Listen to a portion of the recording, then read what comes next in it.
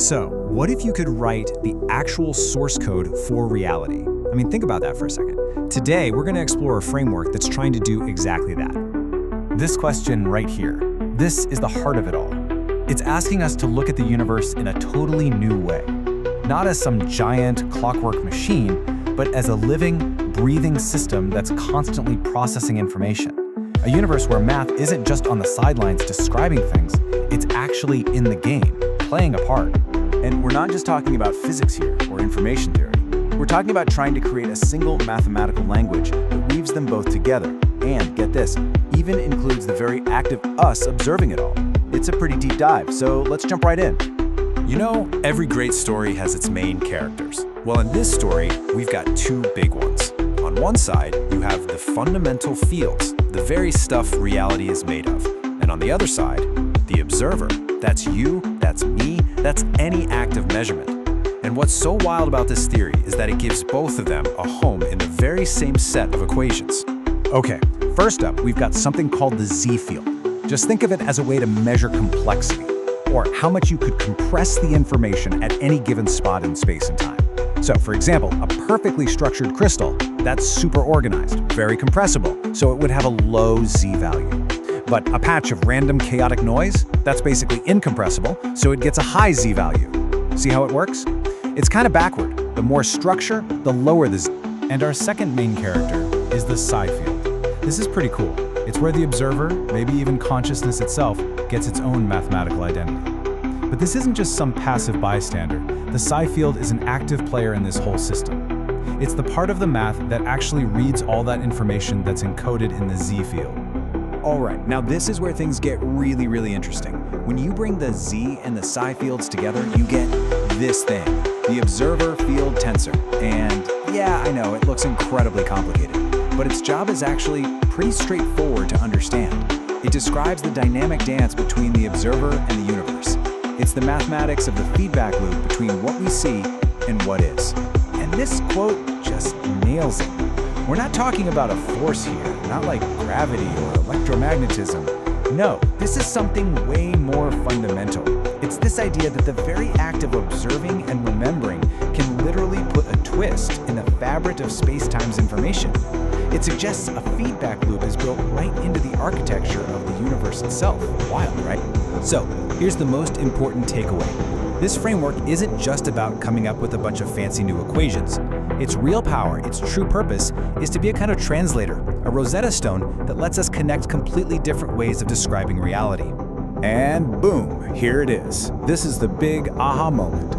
On the left side of this table, you've got these pretty abstract ideas about an observer.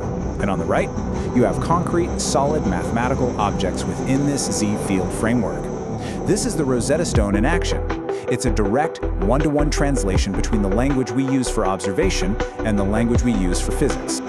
Okay, but let's be real for a second. A theory this ambitious, this grand, it absolutely demands some serious scrutiny. You can't just go around inventing new math. It has to play by the fundamental rules we already know are true. So the big question is, how do we know this whole thing is actually mathematically sound? I mean, this is the crucial question, right? Does this new math actually hold up when you put it under pressure? Let's take a look at how they stress tested it. And that's exactly what they did. What you're seeing here is the framework being tested against one of the most basic, fundamental rules of calculus, the product rule. It might seem simple, but it's a super rigorous check. I mean, if these new equations can't even get this right, then the whole beautiful structure just falls apart. But of course, a simple test isn't enough. So they cranked up the difficulty. They also tested it in the incredibly complex world of curved space-time. You know, the domain of Einstein's general relativity. Does the math still work when you throw gravity and the geometry of the universe into the mix?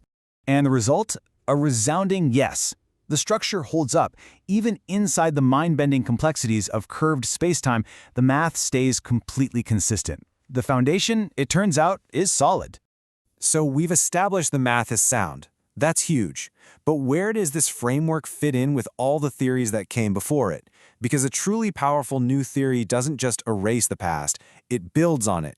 It unifies older, separate ideas into a bigger, more coherent picture.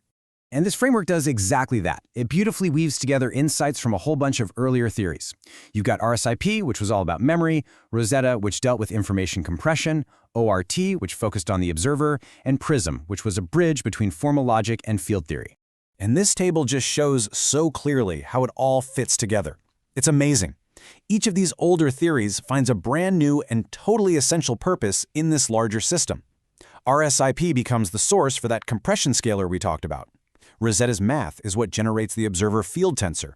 ORT provides the rules for how the observer actually interacts with everything. And PRISM? It provides the deep logical backbone that makes sure the whole thing stays consistent. Nothing was thrown out. It was all integrated.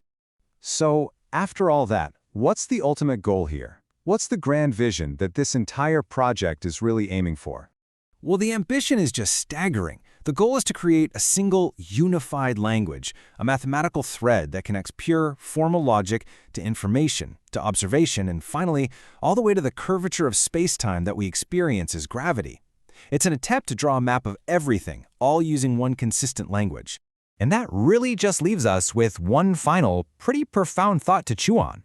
If mathematics can truly be the language that describes not just particles and forces, but consciousness, memory, and observation, then what else might be written in the code of our universe, just waiting for us to finally learn how to read it?